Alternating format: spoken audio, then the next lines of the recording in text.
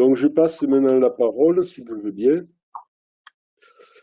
à Stéphane Murat, qui se présente, qui est médiateur de santé père, un chez soi d'abord. Oui, bonjour. Bonjour tout le Bonjour.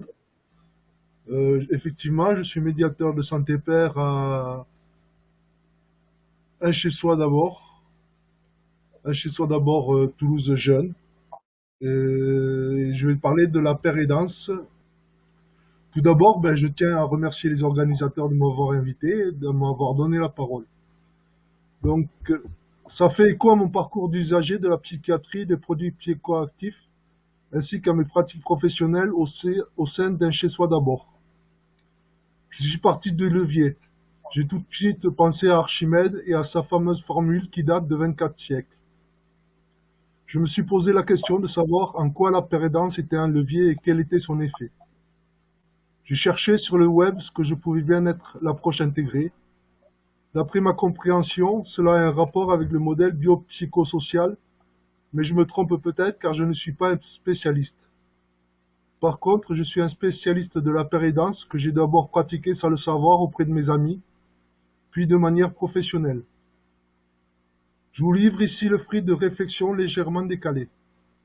Pour connaître les définitions, l'historique et la philosophie de la pérédance, je vous renvoie au guide repère de la Fédération Addiction qui traite de la pérédance et de l'implication à la coopération des usagers. Tout d'abord, en préambule, je souligne 3 points. Tout un chacun est pérédant, car chaque professionnel et personne de l'entourage a eu affaire à la médecine, tout au moins somatique, et nombreux parmi les web spectateurs présents sont consommateurs de produits psychoactifs légaux, alcool, tabac, sans parler de certains qui consomment des produits illégaux. Donc chaque individu est capable de concevoir les joies et les peines des usagers de la psychiatrie et des produits psychoactifs. Ensuite, le but de l'approche intégrée de la pérédance est le rétablissement de l'usager. Le rétablissement est vraiment le but ultime de la pérédance. Enfin, la principale souffrance de l'usager, voire de tout être humain, est à mon avis l'isolement. L'impression de ne plus faire partie de la communauté humaine, de ne plus y avoir un rôle à jouer. Ce retrait social est peu spectaculaire par rapport au délire ou aux excès, entre guillemets, mais il est pourtant fondamental. Le pan de mon intervention est le suivant. J'aborderai l'aspect autosupport ou pérédance et l'aspect compétence dans cette première partie. La seconde partie sera l'approche intégrée. Elle sera beaucoup plus succincte pour les raisons évoquées plus tôt. Je ne m'étendrai pas dessus, mais cela me permettra de rebondir sur la troisième partie qui est un ajout me semblant approprié. C'est le partenariat dynamique qui est autrement nommé par le modèle relationnel. La dernière partie est l'effet levier. Je me suis basé sur la mécanique et je l'ai adapté dans une perspective de rétablissement. La première partie est la pérédance. C'est une relation entre pairs usagers. La pérédance est un autre nom de l'autosupport. Cela consiste en l'aide que peut apporter un pair à un autre grâce aux connaissances liées aux usages. Cela consiste aussi à apporter la voix des usagers aux praticiens qui ont un savoir théorique mais qui méconnaissent parfois certains aspects des usages par manque de pratique. C'est une démarche pragmatique. Je distingue schématiquement 3 formes de pérédance, depuis la plus courante et ancienne jusqu'à la plus spécifique et récente. Tout d'abord, la pérédance informelle dans le cadre d'un rapport entre des usagers. Elle est majoritaire, mais généralement oubliée. Elle occupe pourtant une place importante chez les usagers. Cela va de la discussion entre 2 patients au sujet de leur psychiatre respectif, jusqu'au conseil d'un consommateur à son père pour trouver un bon produit non frelaté, en passant par bien des aspects de la vie. Puis vient la pérédance dans les groupes d'entraide mutuelle, GEM. C'est une association de pairs, par les pairs et pour les pairs. Elle est connue et reconnue pour porter ses fruits. Enfin, se place la pérédance dans le cadre professionnel, médiateur de santé, pair. Cela fait débat dans le paysage sanitaire et médico-social où certains voient d'un bon œil l'arrivée de nouveaux professionnels, mais où d'autres sont dans le rejet car les jugeant incompétents ou concurrentiels. La paire aidance est pourtant de plus en plus reconnue pour les compétences, savoir-faire et savoir-être nés des expériences des pairs usagers. Où un chez-soi est valorisé et place le médiateur de santé pair au même niveau que n'importe quel autre professionnel, qu'il soit psychiatre, psychologue, addictologue, assistant social, éducateur, infirmier. De fait, par son fonctionnement horizontal, le psy est amené à monter les étagères, l'éduc à poser un diagnostic, le médiateur de santé pair à participer à une réunion institutionnelle, etc. Cela étant dit, le premier point spécifique du pair aidant est l'ensemble de ses savoirs expérientiels, car, comme pour tout le monde, chaque expérience est source d'enseignement. C'est d'ailleurs la base de la méthode expérimentale chère à tous les scientifiques de la planète.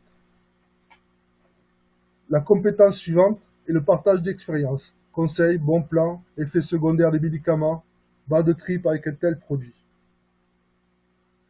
La solidarité entre pairs est essentielle, car nous formons une communauté de compagnons d'infortune, c'est un réel savoir-être. Et enfin, les exemples de rétablissement qui donnent espoir à chaque personne. J'entame la seconde partie par le préambule de la Constitution de l'OMS, qui est une introduction à l'approche intégrée et à son but. J'ai souligné dans les deux premiers articles le bien-être physique, mental et social est un des droits fondamentaux de tout être humain, qui fait écho à la pleine citoyenneté. C'est le but du rétablissement. Agir comme tout citoyen lambda, jouir de ses droits et respecter ses devoirs est un principe d'un chez-soi qui est la responsabilisation. Autrement dit, que chacun assume la responsabilité de ses actes.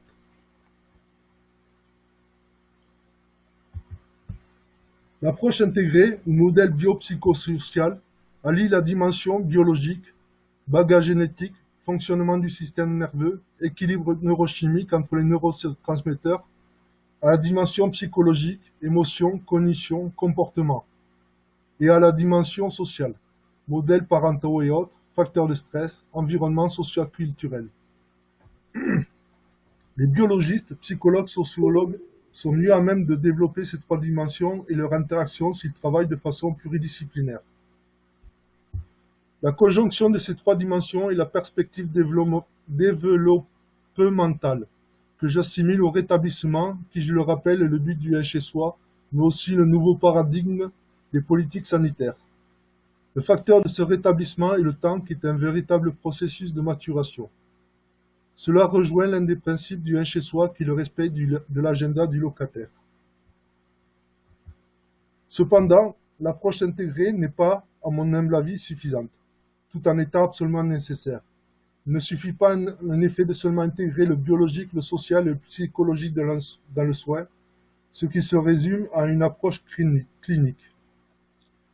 Mais il est tout autant nécessaire d'intégrer le professionnel, l'entourage et l'usager dans une dynamique favorisant le rétablissement, car le lien social contribue à établir un bien-être physique, psychologique et social différent de l'état antérieur au trouble. En partant de mon expérience personnelle, je peux vous dire que ce qui m'a fait le plus souffrir est la solitude. Je résume ceci par la dimension relationnelle. Le processus de la relation consiste en l'approche, apprendre à connaître, qui a pour conséquence la rencontre, échange et dialogue, qui a elle-même pour conséquence la séparation, l'autonomie. Cela m'amène à la troisième partie qui est le partenariat dynamique. Il permet d'instaurer une démocratie sanitaire.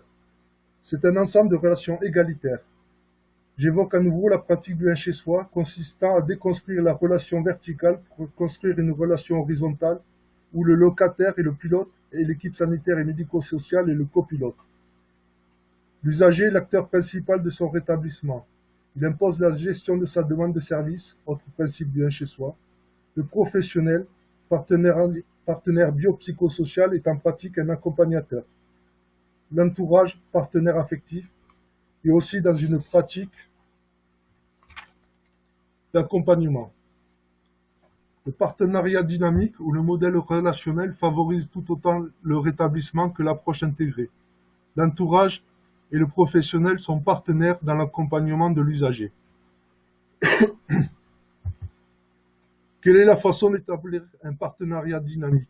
En changeant de regard, en changeant les représentations de l'autre et de soi, en déconstruisant la relation verticale hiérarchique pour construire une relation horizontale d'égal à égal. Cette relation horizontale est le facteur de responsabilisation. La démocratie sanitaire, pour en revenir à celle-ci, est à mon sens un autre principe d'un chez-soi. Cela consiste à ce que rien ne se fasse en l'absence et sans l'accord du locataire pour développer le plaidoyer pour lui-même. L'effet levier est un outil combinant deux éléments. Un levier formé de ressources et un point d'appui qui est la paire aidance. Cet outil permet un effort coordonné des humains entre l'usager, le professionnel et l'entourage pour soulever le but à atteindre et le rétablissement.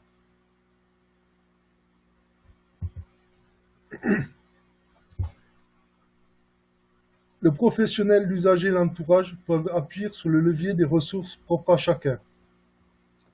La paire aidance est le point d'appui qui permet de se soulever vers un rétablissement et de s'affranchir du poids d'un trouble psychique et d'une conduite addictive. Cela nécessite, je le répète, un effort coordonné du professionnel, de l'usager et de l'entourage sur ce levier pour soulever le monde. Pour conclure, oui, c'est possible. Le rétablissement est possible. Le pouvoir d'agir est possible. Excusez-moi. La pleine citoyenneté est possible. La démocratie sanitaire est possible en s'y mettant tous ensemble.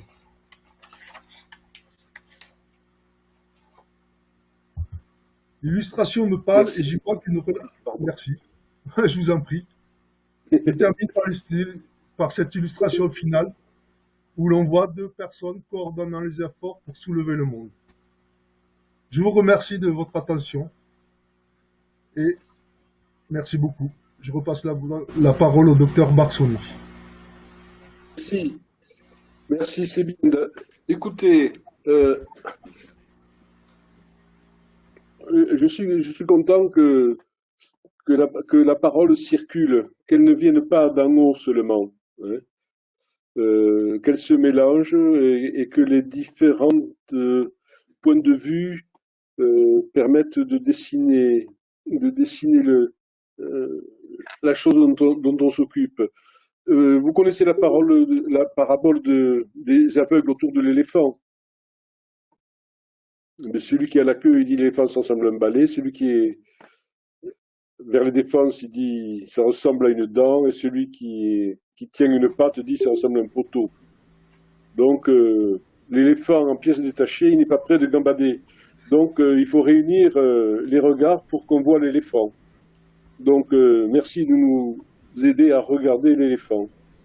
En ce qui concerne la question de la maladie mentale, la maladie mentale, elle se produit dans un environnement. Et cet environnement a un rôle à jouer et un rôle majeur. On ne peut pas être fou tout seul. Il faut des complices. Robinson Crusoe n'était pas fou. Il n'avait pas les moyens d'être fou. Donc la question, c'est de trouver sa place. Parce qu'une fois qu'on a trouvé la place dans la société, une place sympathique, confortable, sécure, on a coupé à l'individu la folie sous ses pieds. Voilà. Cet aspect-là, la seule manière de l'observer, c'est de réunir les regards, c'est ce qu'on fait.